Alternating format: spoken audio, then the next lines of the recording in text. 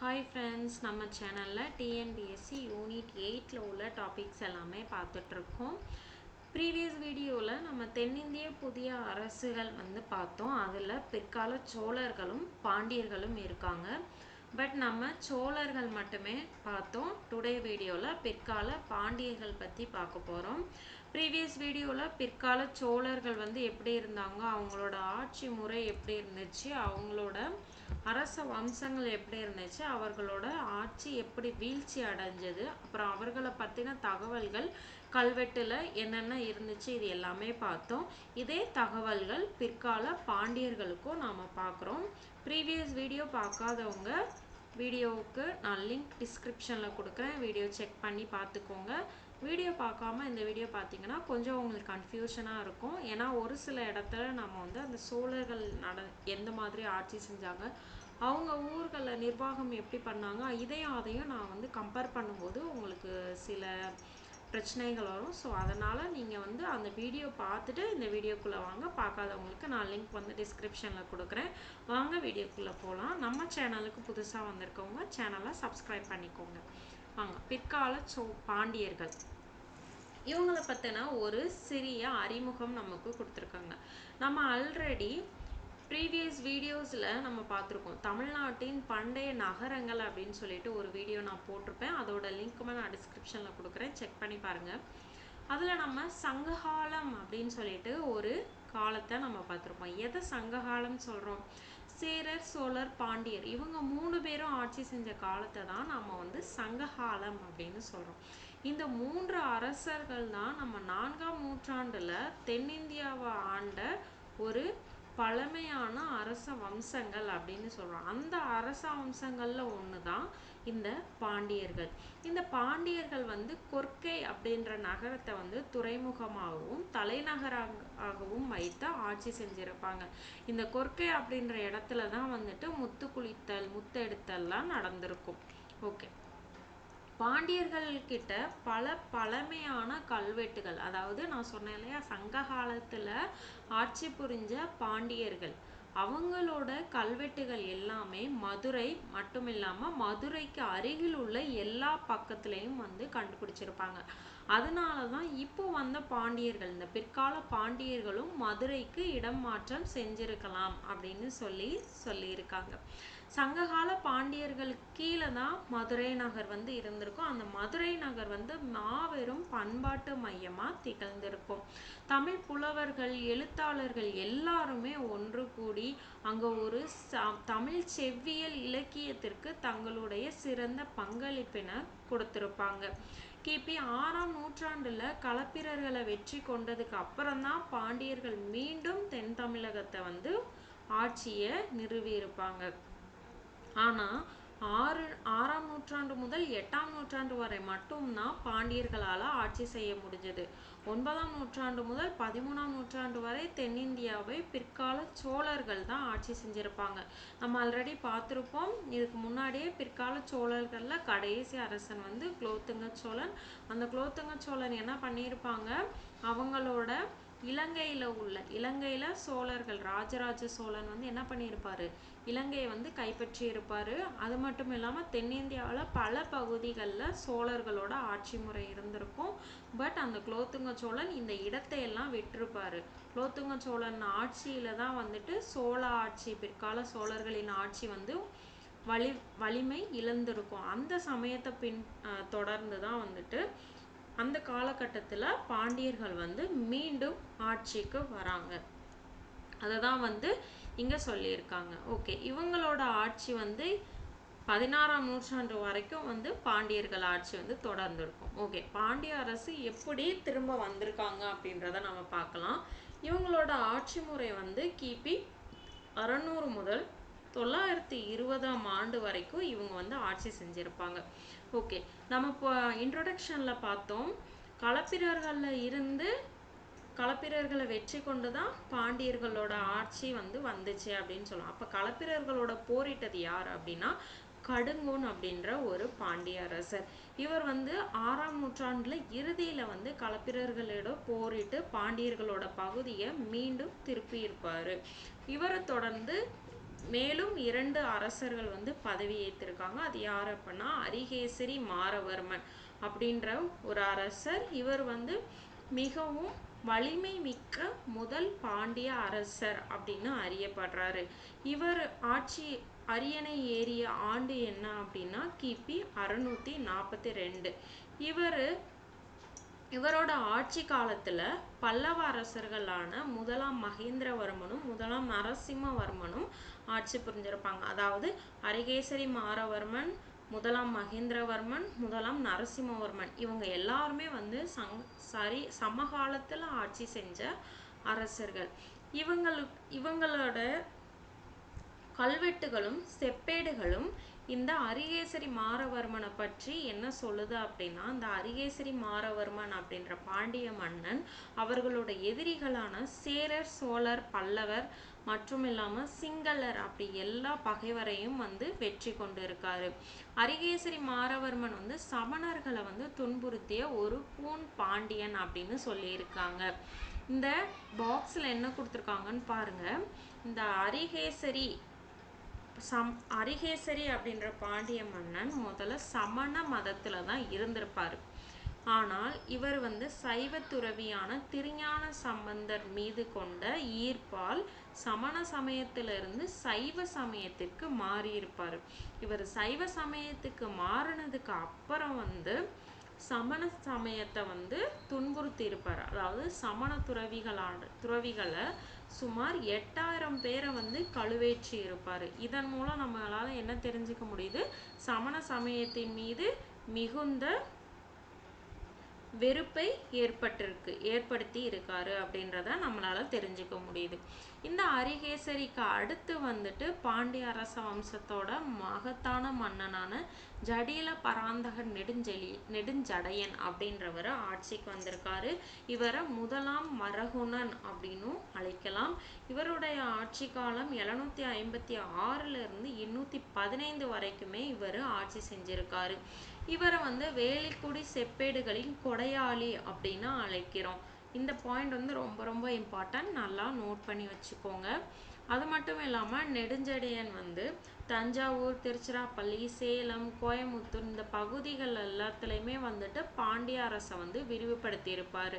நெடுஞ்சடையனுக்கு அடுத்து வந்து ஸ்ரீமார ஸ்ரீவல்லவன், 2ஆம் மரகுணன் இவங்க எல்லாருமே வந்து பொறுப்பேற்றிருப்பாங்க. இந்த 2 பேரையுமே வந்துட்டு பல்லவர்கள் வந்து தோற்கடித்திருப்பாங்க. இதுக்கப்புறம் முதலாம் பராந்தகன் கீழே எழுச்சி பெற்ற சோழ வம்சத்தை அவர்களால் எதிர்கொள்ள இயலவில்லை. அதனால முதலாம் பராந்தகனிடம் தோல்வியடைந்த பாண்டிய அரசனான 2ஆம் ராஜசிம்மன் அப்படின்ற பாண்டிய மன்னன் 920ஆம் ஆண்டு நாட்டை விட்டு வெளியேறியிருப்பாரு. இது மாதிரி தான் கடுங்கோன் அவர்களால் ஏற்படுத்தப்பட்ட பாண்டிய ஆட்சி வந்து முடிவுக்கு வந்திருக்கும். இதுக்கப்புறம் தான் பிற்கால பாண்டியர்கள் வந்து வந்திருப்பாங்க. இவர்களோட ஆட்சி காலம் 1190 இருந்து 1310 வரைக்குமே. இதெல்லாம் அதிராஜேந்திரன் அப்படின்றவரை எப்படி சொல்றாங்க? அதிராஜேந்திரர் அப்படின்றவர் யாரு? விஜயாலயன் வழிவந்த கடைசி அரசர். விஜயாலயன் யாரு? சோழ அரசர். நம்ம ஆல்ரெடி ப்ரீவியஸ் வீடியோவில் பார்த்துருக்கோம். சோழ அரசரான விஜயாலயன் வழிவந்ததுல கடைசி அரசர் தான் அதிராஜேந்திரன். இவர் இறந்ததுக்கு அப்புறம் என்ன ஆகிருக்கும், சோழ அரசு வந்து வலிமை இழக்க ஆரம்பிச்சிருக்கும். இந்த டைம்ல தான் பாண்டிய அரசர்கள் வந்து ஆட்சியை பிடிப்பாங்க. மீண்டும் 13ஆம் நூற்றாண்டுல பாண்டியர்கள் மட்டும்தான் தமிழ்நாட்டை வந்து எழுச்சி பெற்ற ஒரு அரச வம்சமாக விளங்கி இருப்பாங்க. மதுரையில அவங்களோட தலைநகராக விளங்கியது தான் மதுரை. தென்னிந்தியாவில் பாண்டியர்களோட தலைநகரம் தான் மதுரை. இந்த சமயத்துல காயல் அப்படின்ற இடத்த தான் இவங்க வந்து பாண்டியர்களோட முக்கிய துறைமுகமா வச்சிருப்பாங்க. இந்த துறைமுகத்துக்கு வெனிஸ் நாட்டை சேர்ந்த புகழ்பெற்ற பயணி அப்படின்னு சொல்லக்கூடிய மார்க்கோ போலோ அப்படின்றவர் இந்த காயல் அப்படின்ற இடத்துக்கு 2 முறை வந்திருப்பாரு. எப்போ அப்படின்னா 1288, 1893 இந்த 2 ஆண்டுகளுமே வந்துட்டு மார்க்கோ போலோ அப்படின்றவர் வந்து காயல் அப்படின்ற இடத்துக்கு வருகை புரிந்திருப்பாரு. இந்த துறைமுக நகரம் வந்து அரேபிய மற்றும் சீன கப்பல்களால் நிரம்பி இருந்தது. அது மட்டும் இல்லாம மிகவும் விறுவிறுப்பான வணிக நடவடிக்கைகளையும் இவங்க மேற்கொண்டு இருப்பாங்க. ஏன் இவங்க வந்து அரேபிய மற்றும் சீன கப்பல்கள் நிரம்பி இருந்துச்சு அப்படின்னா, பாண்டியர்களுக்கும் அரேபியர்களுக்கும் இடையே நல்ல வணிக தொடர்பு வந்து உருவாகி இருக்கும். ஏன் அப்படின்னா, பாண்டியர்கள் வந்து அதிகமான குதிரை படைகளை வந்து பயன்படுத்தி இருப்பாங்க. அவ்வளவு குதிரைகளையுமே வந்து அரேபிய நாட்டுல இருந்து இறக்குமதி பண்ணியிருப்பாங்க. இதனால அவங்களோட வணிக தொடர்பு வந்து மிகவும் வலிமை மிக்கதா இருந்துச்சு. இப்போ மார்கோ போலோ அப்படின்றவர் பாண்டிய அரசை பற்றி என்ன தன்னோட குறிப்புல சொல்லியிருக்காருன்னு பாருங்க. பாண்டிய அரசு வந்து மிகவும் செல்வ செழிப்பு மிக்க அற்புதமான ஒரு பகுதி அப்படின்னு மார்கோ போலோ சொல்லியிருக்காரு. இவங்க வந்து என்ன பண்ணியிருக்காங்க, இலங்கையோட சேர்ந்து பாண்டிய அரசும் வந்துட்டு பெரும்பாலான மாணிக்க கற்கள் முத்துக்களையும் உற்பத்தி செஞ்சிருக்காங்க. அது மட்டும் இல்லாம பாண்டிய அரசுல சதி, அதாவது உடன்கட்டை ஏறுதல் அப்படின்னா தன்னுடைய கணவன் இறந்ததுக்கு அப்புறம் மனைவியும் வந்து தன்னையே மாய்த்து கொள்வதுதான் உடன்கட்டை ஏறுதல் சொல்லுவாங்க. அந்த நிகழ்வுகளையும் அரசர்கள் வந்து பலதார மனம், அதாவது பல பெண்களை திருமணம் செஞ்சிருப்பாங்க. அந்த பதிவுகளையுமே வந்துட்டு தன்னோட குறிப்புல வந்து நோட் பண்ணியிருப்பாரு இந்த மார்கோ போலோ அப்படின்ற பயணி. ஓகே, இவங்களுக்கு அடுத்து சடையவர்மன் சுந்தரபாண்டியன் அப்படின்ற ஒரு பாண்டிய அரசர் வராரு. இவர் இரண்டாம் பாண்டிய பேரரசுல மிகவும் புகழ்பெற்ற அரசர் சடையவர்மன். இவரை வந்து ஜடாவர்மன் அப்படின்னும் அழைக்கலாம். இவரோட ஆட்சி காலம் 1251 இருந்து 1268 வரைக்கும். இவர் வந்து ஒட்டுமொத்த தமிழகத்தையுமே வந்துட்டு தன்னுடைய கட்டுப்பாட்டுல வச்சிருப்பாரு. இவரோட காலத்துல இவரோட ஆட்சி வந்து ஆந்திர மாநிலத்தில் உள்ள நெல்லூர் வரைக்குமே பரவி இருந்திருக்கும். இவர் ஹொய்சாளர்கள் அப்படின்ற ஒரு பகுதியினரை தன்னுடைய கட்டுப்பாட்டுல வச்சிருப்பாரு. அது மட்டும் இல்லாம அவர் ஆட்சி காலத்துல மலைநாட்டு பகுதியை ஆட்சி செஞ்ச சேர அரசரான சுந்தர பாண்டியனோட ஆதிக்கத்தை ஏற்றுக்கொண்டு அவருக்கு இவர் கப்பம் கட்ட சம்மதிச்சிருப்பாரு. ஓகே, இப்போ சோழ அரசு வந்து வீழ்ச்சி அடைஞ்சதுனால மாலவ பகுதியோட அரசரான வீர சோமேஸ்வரர் அப்படின்றவர் ஒரு ஊக்கம் அடைஞ்சிருப்பாரு. அதனால அவர் என்ன நினைச்சிருப்பாரு அப்படின்னா, நம்மளால சோழ அரசையே வந்து கைப்பற்ற முடிஞ்சிச்சு, இவங்க என்ன அப்படின்னு சொல்லிட்டு சுந்தரபாண்டியனை வந்து போருக்கு அழைச்சிருப்பாரு. ஆனா இந்த போர் வந்து கண்ணனூர் அப்படின்ற இடத்துல போர் நடைபெற்று இருக்கும். ஆனா இதுல வந்து சுந்தரபாண்டியன் வந்து வீர சோமேஸ்வரத்தை வந்து என்ன பண்ணியிருப்பாரு, தோற்கடிச்சிருப்பாரு. அது மட்டும் இல்லாம வட தமிழகத்துல கடலூர், காஞ்சிபுரம், மேற்கு தமிழகத்துல ஆற்காடு, சேலம் பகுதியில உள்ள சில குறுநில தலைவர்கள் மேலேயும் வந்துட்டு தன்னுடைய அதிகாரத்தை செலுத்தி இருப்பாரு. சுந்தரபாண்டியனோட ஆட்சி நடக்கும்போது அவரோடு சேர்ந்து 2 பேர் கொண்ட கூட்ட அரசர்கள் ஆட்சி செஞ்சிருப்பாங்க. அதாவது சுந்தரபாண்டியனோட ஆட்சியிலேயே வந்துட்டு 2 அரசர்கள் சுந்தரபாண்டியனோடு சேர்ந்து ஆட்சி செஞ்சிருப்பாங்க. அததான் கூட்ட ஆட்சி அப்படின்னு சொல்றாங்க. இவங்க அந்த கூட்ட அரசர்கள் யார் யார் அப்படின்னா, விக்கிரபாண்டியன், வீரபாண்டியன். சுந்தரபாண்டியனுக்கு அடுத்து வந்து மாரவர்மன் குலசேகரன் அப்படின்றவரு வெற்றிகரமா 40 ஆண்டுகள் வந்து ஆட்சி செஞ்சிருப்பார். இவரோட ஆட்சி காலத்துல பாண்டிய அரசுல மிகுந்த செல்வ செழிப்பாகவும் இருந்திருக்கும், மிகுந்த அமைதியும் நிலவி இருக்கும். இவருக்கு அடுத்து வீரபாண்டியன், சுந்தரபாண்டியன் அப்படின்ற அவருடைய 2 மகன்கள் வந்து ஆட்சி புரிஞ்சிருப்பாங்க. ஆனா மாரவர்மன் குலசேகரன் என்ன பண்ணியிருப்பாரு அப்படின்னா, வீரபாண்டியனை மட்டும் கூட்ட அரசரா நியமித்திருப்பாரு. இதனால சுந்தரபாண்டியனுக்கு தன்னுடைய தந்தை மீது மிகுந்த வெறுப்பு ஏற்பட்டிருக்கும். இதன் காரணமாக தந்தையை வந்து கொலை செஞ்சிருப்பாரு. அதனால உள்நாட்டுல போர் ஏற்படும். இந்த உள்நாட்டு போர் வீரபாண்டியனுக்கும் சுந்தரபாண்டியனுக்கும் இடையே நடைபெறும். இதுல வீரபாண்டியன் வந்து வெற்றி பெற்றிருப்பார். இதனால் தோல்வியுற்ற சுந்தரபாண்டியன் என்ன பண்ணியிருப்பாரு அப்படின்னா, டெல்லியில வந்து ஆட்சி புரிந்த அலாவுதீன் கில்ஜி கிட்ட போய் அடைக்கலம் வேண்டியிருப்பாரு. அதனால அலாவுதீன் கில்ஜியோட படை தளபதியான மாலிக் கபூர் அப்படின்றவர் என்ன பண்ணியிருப்பாரு, அங்க இருந்து மதுரையை ஆட்சி நிறுவுவதற்காக வந்திருப்பாரு. இந்த மாதிரி தான் நம்மளுடைய தென் தமிழகத்தை வந்துட்டு கில்ஜி அரசு வந்து உள்ளாக்க புகுந்திருக்கும். அதுக்கப்புறம் மதுரையில் வந்து டெல்லி சுல்தானுக்கு உட்பட்ட ஒரு முஸ்லீம் அரசு வந்து உருவாகி இருக்கும். மாலிக் கபூர் வந்து இங்கே போர் தொடுத்ததுக்கப்புறம் இதில் சில பகுதிகள், எல்லா பகுதிகளையுமே வந்துட்டு கில்ஜி அரச வம்சங்கள் வந்து பிரிச்சிருப்பாங்க. ஓகே, இந்த மாதிரி தான் வந்து பாண்டியர்களோட ஆட்சி முறை வந்து வலுவிழந்தது. இதுக்கப்புறம் அவங்களோட ஆட்சி அமைப்பு சமூகமும் எப்படி இருந்துச்சு அப்படின்னு பார்ப்போம். பாண்டிய அரசர்கள் வந்து மதுரையை தான் மேக்சிமம் தன்னுடைய தலைநகரமாக வச்சிருந்திருப்பாங்க. மதுரை பொதுமக்களால் அந்த மதுரை அப்படின்ற இடம் வந்து கூடல் அப்படின்னு அழைக்கப்பட்டது. இதை மதுரை அப்படின்றத ஆலவாய் அப்படின்னு சொல்லலாம். இது வந்து இப்போ ரீசனாக நடந்த குரூப் 2 கொஸ்டினில் வந்து கேட்டிருப்பாங்க. இந்த பாயிண்ட்டும் வந்து ரொம்ப ரொம்ப இம்பார்ட்டன்ட். மதுரையை கூடல் அப்படின்னு சொல்லுவாங்க. நான் அந்த கொஷினை வேணால் நான் ஷார்ட்ஸில் அப்லோட் பண்ணுறேன், மறக்காமல் செக் பண்ணி பாருங்கள். ஓகே, இதில் பாண்டிய மன்னர்களை வந்து என்ன செஞ்சுருப்பாங்க, ஏன்னா பொதுமக்கள் வந்து மதுரையை கூடல் அப்படின்னு அழைச்சிருப்பாங்க. அதனால் அதை ஆட்சி செஞ்ச மன்னர்களை வந்து கூடல் கோன், கூடல் காவலன் அப்படின்னு அழைச்சிருப்பாங்க. இராணுவ ரீதியான அண்டை நாடுகளை விடவும் பாண்டியர்களோட ஆதிக்கம் வந்து ஓங்கி இருந்திருக்கும். இதற்கு காரணம் பாண்டியர்கள் வச்சிருந்த குதிரைப்படை தான். அரேபிய வணிக பண்பாட்டு உலகில் அவங்களுக்குன்னு இருந்த ஒரு தொடர்பின் மூலமாக தான் இவங்க வந்து அதிக குதிரைகளை வந்து இறக்குமதி செஞ்சிருப்பாங்க. அரசர்கள் வந்து மனு சாஸ்திரத்தின் படி அப்படின்ற ஒரு நூலை அடிப்படையாக வச்சு தான் ஆட்சி செஞ்சுருப்பாங்க. அந்த நூலில் என்ன கோட்பாடு இருக்கும் அப்படின்னா, சமூகத்தில் இருந்த ஏற்றத்தாழ்வு நிலைகளை நியாயப்படுத்தி சொல்லியிருப்பாங்க. அரசர்களும் உள்ளூர் தலைவர்களும் சேர்ந்து மங்களம் அல்லது சதுர்வேதி மங்கலம் அப்படின்ற ஒரு பிராமணர் குடியிருப்புகளை உருவாக்கியிருப்பாங்க. இந்த குடியிருப்புகள் வந்து நீர்ப்பாசன வசதியோட இருக்கும்.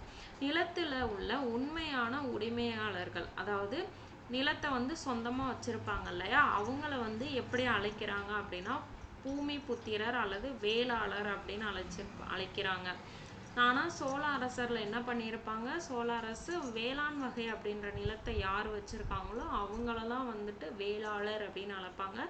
பட் இங்கே வந்து யாரெல்லாம் நிலம் சொந்தமாக வச்சுருக்காங்களோ அவங்களே வந்து பூமி புத்திரர் அல்லது வேளாளர் அப்படின்னு அழைத்திருக்காங்க. ஓகே, வரலாறு ரீதியாக வந்து அந்த பகுதியில் வரலாறு ரீதியான தொன்று தொட்டு அதே இடத்துல இருப்பாங்க இல்லையா, அந்த மக்களை எல்லாத்தையுமே நாட்டு மக்கள் அப்படின்னு சொல்லியிருக்காங்க. இந்த சமூக மக்களை வந்து ஒன்றிணைக்க ஒரு மன்றம் வந்து உருவாக்கியிருக்காங்க. அந்த மன்றத்தை தான் சித்திரமேலி பெரிய நாட்டார் அப்படின்னு அழைத்திருக்காங்க. ஓகே, இங்கே அரசு அதிகாரிகள் எப்படி இருந்தாங்கன்னு பாருங்கள். அதிகாரிகளுக்குன்னு ஒரு குழு இருந்திருக்கு. அந்த அதிகாரிகளோட குழு தான் அரசோட ஆணைகளை வந்து நடைமுறைப்படுத்தும். இவங்க பிரதம மந்திரியை உத்தர மந்திரி அப்படின்னு அழைத்திருக்காங்க. முக்கிய வரலாற்று ஆளுமைகளான மாணிக்க வாசகர், குலச்சிறையார், மாறன்காரி அப்படின்றவங்க எல்லாம் வந்து அமைச்சர்களாக பணியாற்றியிருக்காங்க. இங்கே உள்ள அரசு செயலகத்தை எழுத்து மண்டபம் அப்படின்னு அழைக்கப்பட்டிருக்கு. இது ரொம்ப ரொம்ப இம்பார்ட்டன்டானது, நோட் பண்ணி வச்சுக்கோங்க. இதில் மதிக்கப்படத்தக்க அதிகாரிகள் அப்படின்னு ஒரு சிலர் இருந்திருக்காங்க. அவங்க யார் யாருன்னா மாறன் எயினன், சாத்தன் கணபதி, ஏனாதி சாத்தன், திரதிரன், மூர்த்தி எயினன், இவங்க எல்லாருமே வந்துட்டு மிகவும் மதிக்கத்தக்க அதிகாரிகள்.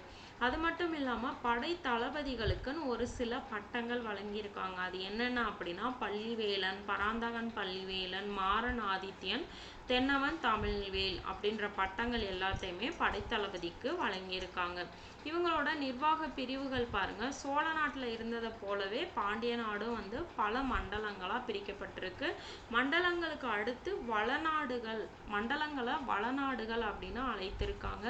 இந்த வளநாடுகளை பல நாடுகளாக பிரித்திருக்காங்க. இந்த நாடுகளை கூற்றங்களாக பிரிச்சிருக்காங்க.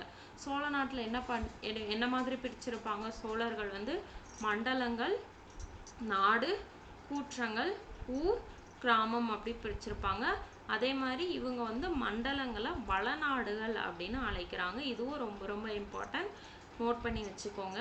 இந்த நாடுகளை யார் நிர்வாகம் பண்ணுறாங்களோ அவங்கள வந்து நாட்டார் அப்படின்னு அழைத்திருக்காங்க. நாடுகளும் கூற்றங்களும் அந்த நாடுகள்லையுமே கூற்றங்கள்லையுமே என்னென்னலாம் இருந்திருக்குன்னு பாருங்கள். மங்கலம், நகரம், ஊர், குடி அப்படின்ற குடியிருப்புகள் எல்லாமே வந்து இந்த நாடுகள்லையும் கூற்றங்கள்லையும் இருந்திருக்கு. இந்த ரெண்டுலையுமே வந்துட்டு பல பலதரப்பட்ட மக்கள்கள் வந்து வசிச்சிருந்திருக்காங்க. இவங்களோட கிராம நிர்வாகம் எப்படி இருந்துச்சுன்னு பார்க்கலாம். இவங்களோட கிராம நிர்வாகத்தை குறித்த செய்திகள் வந்து திருநெல்வேலி மாவட்டத்தில் உள்ள மானூர் அப்படின்ற இடத்துல கிபி 800ஆம் ஆண்டை சேர்ந்த கல்வெட்டுல இவங்களோட பாண்டிய அரசர்களோட கிராம நிர்வாகம் தொடர்பான செய்திகள் இருந்திருக்கு. இவங்க வந்து பல்வேறு கிராம மன்றங்களையும் பல்வேறு குழுக்களையும் கொண்டிருந்த சோழர்களோட ஆட்சி முறையை போலவே தான் பாண்டியர்களோட ஆட்சி முறையும் இருந்திருக்கு. சோழர்கள் என்ன பண்ணியிருப்பாங்க, குடவோலை முறைகள் எல்லாம் பயன்படுத்தியிருப்பாங்க. அதே மாதிரி தான் இவங்களும் குடவோலை முறை பயன்படுத்தி இருக்காங்க. சிவில் இராணுவ அதிகாரங்கள் இந்த ரெண்டையுமே வந்துட்டு ஒரே நபர்கிட்ட பாண்டிய அரசு வந்து கொடுத்துருக்கோம். இவங்களோட நீர்ப்பாசனம் எப்படி இருந்துச்சுன்னு பாருங்க. பாண்டிய மன்னர்களும் அதிக எண்ணிக்கையிலான நீராதாரங்களை உருவாக்கி இருக்காங்க. இவங்க வைகை, தாமிரபரணி அந்த கடற்கரை அந்த கரை ஓரங்கள்ல இந்த ஆறுகளோட கரைகள் என்ன பண்ணியிருப்பாங்கன்னா நீர்நிலைகளுக்கு நீர் கொண்டு செல்வதற்காக கால்வாய்களை வந்து வெட்டி இருப்பாங்க. தென் தமிழகத்துல சோழர்களை போலவே பாண்டியர்களும் வந்து புதிய நீர்ப்பாசன தொழில்நுட்பங்கள் எல்லாம் அறிமுகம் செஞ்சிருப்பாங்க. நீர்ப்பாசன பணிகள் வந்து அரசர் தான் செய்யணும் அப்படின்னு இல்லாம உள்ளாட்சி அமைப்புகளும் செய்வாங்க, அதிகாரிகளும் செஞ்சிருக்காங்க, உள்ளூர் தலைவர்களுமே செஞ்சிருக்காங்க. அதே மாதிரி அதுக்கு பழுது நீக்கிறதுக்குரிய பணிகள் எல்லாமே வந்துட்டு உள்ளாட்சிகள் மூலமா செய்யப்பட்டிருக்கு. சில சமயங்கள்ல வணிகர்களுமே வந்துட்டு ஏரிகளை வந்து வெட்டி கொடுத்துருக்காங்க. ஓகே, இவங்க என்னென்ன மதத்தை பின்பற்றி இருக்காங்கன்னு பாருங்க. பாண்டிய அரசர்கள் வந்து வேத நடைமுறைகளுக்கு மிகவும் ஆதரவு நல்கி இருக்காங்க. அவர்களை பற்றின செய்திகள் வந்து வேள்விக்குடி செப்பேடுகளும் ஏனைய பொறிப்பியல் செப்பேடுகளிலுமே சொல்லியிருக்காங்க. என்ன சொல்லியிருக்காங்க அப்படின்னா, பாண்டிய அரசர்கள் வந்து யாகங்கள் மேற்கொண்டிருக்காங்க. அது என்னென்ன அப்படின்னா அஸ்வமேத யாகம், ஹிரண்ட கற்பம், வாஜ்பேய வேள்வி அப்படின்ற யாகங்கள்லாம் மேற்கொண்டிருக்காங்க அப்படின்னு வேள்விக்குடி செப்பேடும் ஏனைய பொறிப்பியல் சான்றுகளும் சொல்லுது. பாண்டிய மன்னர்கள் வந்து சைவம் வைணவம் இந்த ரெண்டையுமே வந்து சமமாக தான் கருதி இருப்பாங்க அப்படின்றத பொறுப்பு சான்றுகள் அப்படின்ற கல்வெட்டு வந்து சொல்லுதுன்னு சொல்லியிருக்காங்க. 2 பிரிவை சேர்ந்த கோயில்களையுமே வந்து பாண்டிய மன்னர்கள் ஆதரிச்சிருப்பாங்க. இந்த கோயில்களுக்கு நிலங்களை வந்து தானமாக வழங்கியிருப்பாங்க. அதை மாதிரி கோயில்களுக்குமே வரி விலக்கு அளித்திருப்பாங்க. இவங்க வந்து புதுசாக கோயில்கள் எதுவுமே கட்டலை. பட் கட்டியிருந்த கோயில்களை வந்து கோபுரங்களை பழுது பார்க்கறது, மண்டபங்கள் அமைத்து கொடுக்கறது, அந்தமான பணிகளை பாண்டியர்கள் வந்து செஞ்சுருக்காங்க. இதில் இவங்க காலத்துல வந்து புகழ்பெற்ற சைவ வைணவ அடியார்களான நாயன்மார்கள், ஆழ்வார்கள் இவங்கெல்லாம் வந்து தமிழ் இலக்கிய வளர்ச்சிக்கும் ஆன்மீக அறிவு மேம்பாட்டிற்கும் பெரும் பங்களிப்பினை வந்து பாண்டியர்கள் வந்து கொடுத்திருப்பாங்க. அந்த காலத்துல வந்து மத மோதல்கள் வந்து அதிகமா இருந்திருக்கு அப்படின்றது நமக்கு தெரியும். அந்த காலத்துல வந்து பக்தி இயக்கம் அப்படின்ற இயக்கம் என்ன பண்ணியிருக்கோம் அப்படின்னா புற சமயத்தாரோட வாதத்துல ஈடுபட்டு இருக்கும். இந்த வாதங்கள்ல வந்துட்டு பௌத்தர்களும் சமணர்களும் வந்து தோற்கடிக்கப்பட்டிருப்பாங்க அப்படின்னு சொல்லி பக்தி இலக்கியங்கள் எல்லாமே சொல்லுது. அந்த கால பாண்டிய அரசர்கள் தமிழையும் சமஸ்கிருதத்தையும் வந்து ஆதரித்து வளர்த்திருப்பாங்க. இவங்களோட கோயில்கள் நம்ம ஏற்கனவே பார்த்த மாதிரி தான் இடைக்கால பாண்டியர்களாகவும் சரி பிற்கால பாண்டியர்களும் சரி எந்த ஒரு கோயிலையும் வந்து உருவாக்கலை. அவங்க என்ன பண்ணியிருப்பாங்க, ஏற்கனவே இருந்த கோயில்களை வந்து பராமரிச்சிருப்பாங்க. அப்படி இல்லை அப்படின்னா புதிய மண்டபம் கோபுரங்கள் எல்லாமே கட்டியிருப்பாங்க. பெரிய வடிவிலான அலங்கார வேலைப்பாடுகளுடன் கூடிய ஒற்றைக்கல் தூண்கள் தான் வந்து இடைக்கால பாண்டியர்களோட தனித்தன்மை வாய்ந்த பாணிகள் அப்படின்னு சொல்லியிருக்காங்க. இந்த தூண்கள்ல சிவன், விஷ்ணு, கொற்றவை, கணேசர், சுப்பிரமணியன் இந்த தெய்வங்களோட சிற்பங்கள் எல்லாமே வந்துட்டு கோயில்கள்ல இருக்குது. இதுதான் வந்து பாண்டியர்களோட கலை வடிவத்துக்கு சிறந்த எடுத்துக்காட்டு. அது மட்டும் இல்லாம வரலாற்று சிறப்பு மிக்க மதுரை மீனாட்சி அம்மன் கோயிலுக்கு பாண்டியர்களோட பேராதரவு மிகவும் இருந்திருக்கும். இவங்க வந்து மதுரை மீனாட்சி அம்மன் கோவில்ல எதுவும் கட்டலை, பட் சீரமைப்பு பணிகள் செஞ்சிருப்பாங்க. அவங்களோட மண்டபங்களையும் கோபுரங்களையும் வந்து கட்டி கோவிலை வந்து மிகவும் அகலப்படுத்தியிருப்பாங்க, அதாவது விசாலப்படுத்தி இருப்பாங்க. இவங்களோட வணிகம் எப்படி இருந்துச்சுன்னு பாருங்க. 7ஆம் நூற்றாண்டு முதல் தென்னிந்தியாவில் மேற்கு கடற்கரையில் அரேபிய குடியிருப்புகள் வந்து இருக்கும். அரேபிய வணிகர்களின் குடியிருப்புகள் இருக்கும். நம்ம ஆல்ரெடி நம்ம பார்த்தோம், அரேபியர்களுக்கும் பாண்டியர்களுக்கும் இடையே மிக சிறந்த வணிக தொடர்பு இருந்துச்சு. இந்த வணிக தொடர்பின் காரணமா என்ன நடந்துச்சு அப்படின்னா, மேற்கு கடற்கரை பகுதியில் இருந்த குடியிருப்புகள் கிழக்கு கடற்கரை வரைக்குமே விரிவடைஞ்சிருச்சு. இந்த கிழக்கு கடற்கரையில இருந்த அரசுகள் வந்து அயல்நாட்டு வணிகர்களை பொறுத்த மட்டும் அவங்களுக்குன்னு தனியா ஒரு கொள்கைகளை வந்து பின்பற்றி இருப்பாங்க. அதில் அவங்களுக்குன்னு தனியா சில பட்டயங்களும் இருந்திருக்கும். அந்த பட்டயங்கள் என்ன சொல்லும் அப்படின்னா, இந்த துறைமுகம் யூஸ் பண்றதுக்காக ஒரு வரி வாங்கியிருப்பாங்க. அத மாதிரி சுங்க வரிகளும் வந்துட்டு அந்த காலத்துல வாங்கியிருப்பாங்க. பட் இந்த அரேபிய கொள்கை மூலம் என்ன பண்ணியிருப்பாங்க அப்படின்னா, வணிகர்களுக்கு இந்த 2 வரியில இருந்தும் விலக்கு வந்து கொடுத்திருப்பாங்க. அது மட்டும் இல்லாம காயல் துறைமுகத்துல மாலிக் உல் இஸ்லாம் ஜமாலுதீன் அப்படின்ற ஒரு அரேபிய வணிகரின் வணிக நிறுவனம் வந்து செயல்பட்டு இருக்கும். இந்த வணிக நிறுவனம் என்ன பண்ணியிருக்கோம் அப்படின்னா, பாண்டியர்களுக்கு தேவையான குதிரைகளை தாங்களே உற்பத்தி செஞ்சு கொடுத்திருப்பாங்க. 13, 14ஆம் நூற்றாண்டுல வந்து குதிரை வணிகம் வந்து மேலும் அதிகரிச்சிருக்கும். ஏன் அப்படின்னா, பாண்டியர்கள் தான் வந்துட்டு சம்பிரதாய திருவிழாக்கள், போர் புரிகிறதுக்கு நிறைய குதிரைகள் தேவைப்பட்டதுனால குதிரைகளை வந்து அரேபிய நாட்டுல இருந்து இறக்குமதி பண்ணியிருப்பாங்க அப்படின்னு சொல்லிட்டு மார்கோ போலோவும் வாசப்பும் வந்து தன்னுடைய குறிப்புகள்ல வந்து குறிப்பிட்டிருக்காங்க. குதிரை வணிகத்துல ஈடுபட்டவங்களை வந்து குதிரை செட்டிகள் அப்படின்னு சொல்லுவாங்க.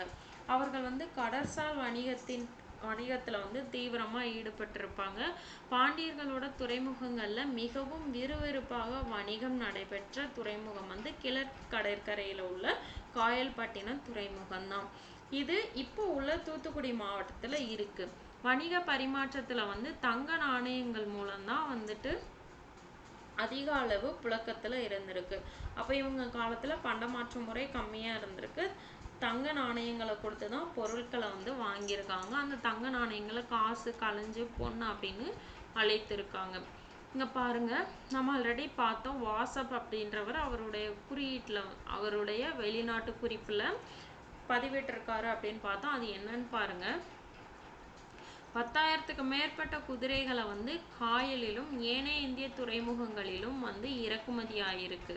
10,000க்கு மேற்பட்ட குதிரைகளை வந்து அரேபிய நாட்டுல இருந்து காயல் துறைமுகத்திலையும் மிச்ச துறைமுகத்திலையும் வந்து, அது மாதிரி மற்ற துறைமுகம் இருக்கும் இல்லையா, அங்கேயும் வந்து குதிரைகள் இறக்குமதி செஞ்சிருக்காங்க.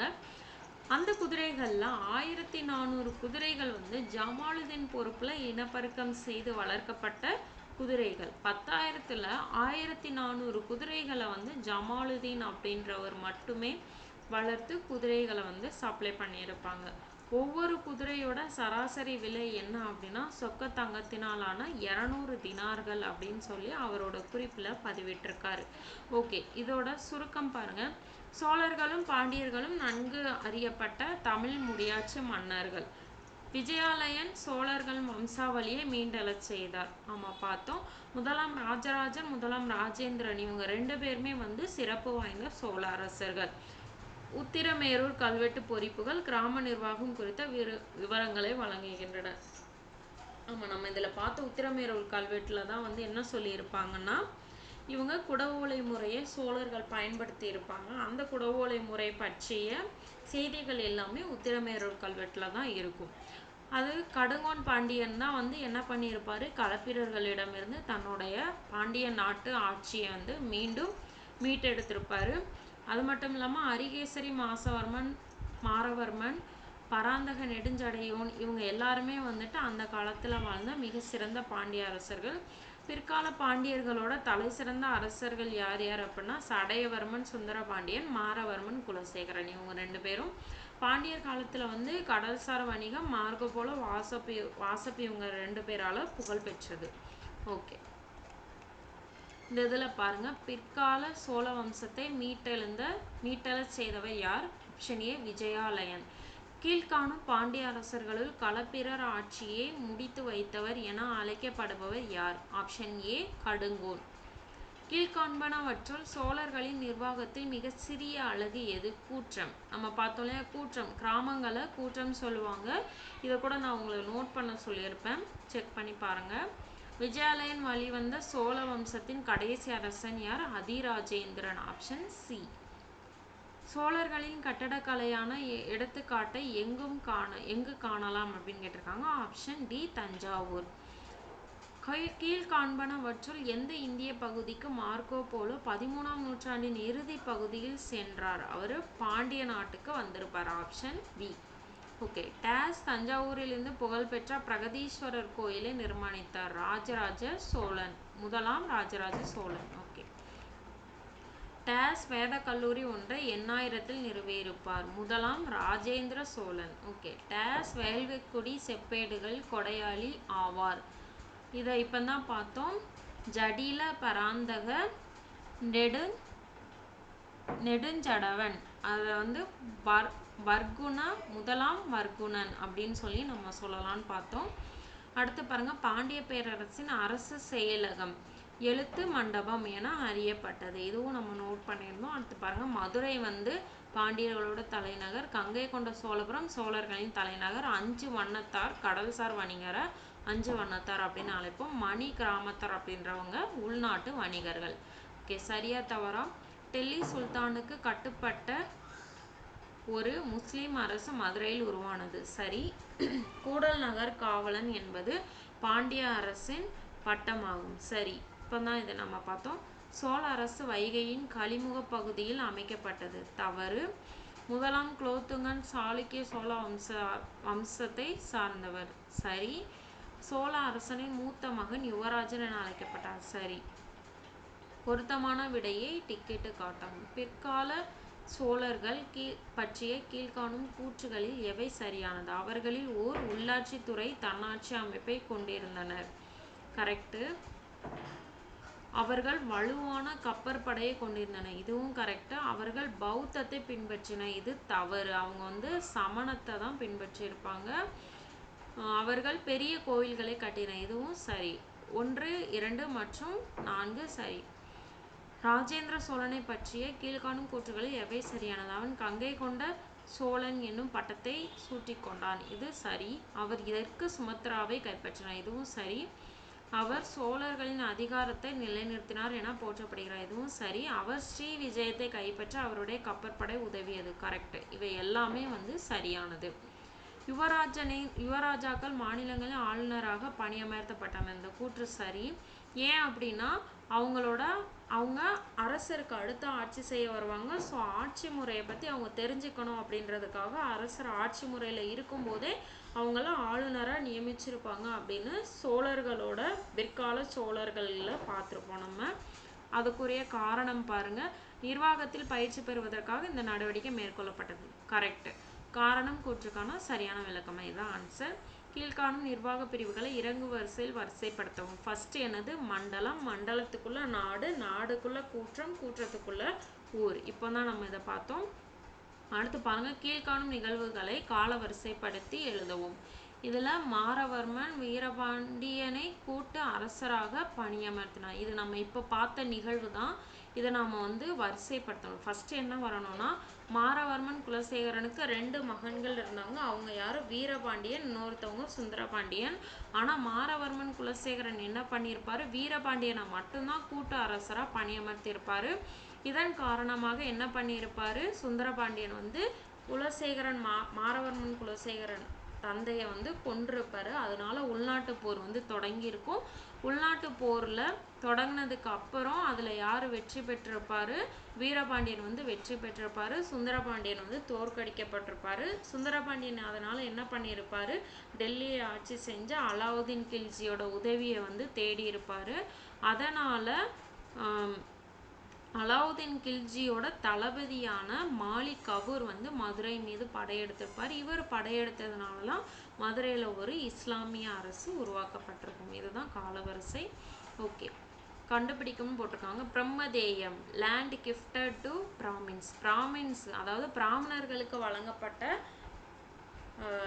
நிலங்களை பிரம்மதேயம் அப்படின்னு சொல்லுவோம். தேவதானம் என்ன சொல்லுவோம் அப்படின்னா, கோவில்களுக்கு வழங்கப்பட்ட நிலத்தை தேவதானம் அப்படின்னு சொல்லுவோம். பள்ளி சந்தம் அப்படின்னா ஜெயின் யூனிவர்சிட்டி ஜெயின் இன்ஸ்டிடியூஷனால் கொடுக்கப்பட்ட நிலத்தை தான் வந்து பள்ளி சந்தம் அப்படின்னு சொல்கிறோம். வேளாண் வகை அப்படின்னா பிராமணர் அல்லாதவர்கள் வைத்திருந்த நிலங்களை தான் வந்து வேளாண் வகை அப்படின்னு சொல்கிறோம்.